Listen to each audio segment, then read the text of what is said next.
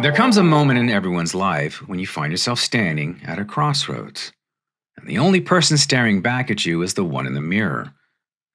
That reflection can be hard to face sometimes, because deep down you realize you failed yourself.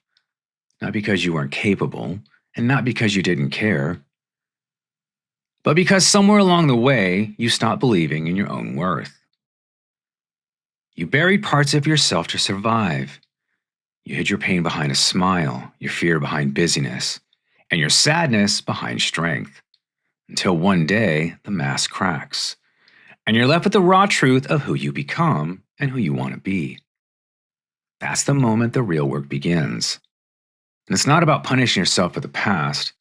It's about understanding it, learning from it, and finding the courage to start putting the pieces back together. You begin by forgiving yourself for the things you didn't know then. And you start to shed your former self, the version built on fear, regret, and self-doubt. And slowly, with humility and purpose, you start to rebuild, brick by brick, habit by habit, and truth by truth. You learn to stop chasing perfection and start embracing progress. You learn to be kind to the person in the mirror, not because they're flawless, but because they're still standing. Healing isn't a straight line, and some days you'll fall apart again. And some days you'll question if you've really even changed. But that's all part of the process.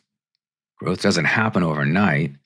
It happens in the quiet, unseen moments when you choose to keep going, even when it hurts. So if you're at that crossroads right now, take a deep breath and look at the reflection and know this: you're not broken, you're rebuilding. And you're rediscovering who you were always meant to be. So give yourself grace and give yourself permission to feel joy again. Because you deserve it. You deserve peace and you deserve happiness. Every day you choose to heal, you're writing a new chapter. And this one, the version of you, is built on love, resilience, and hope.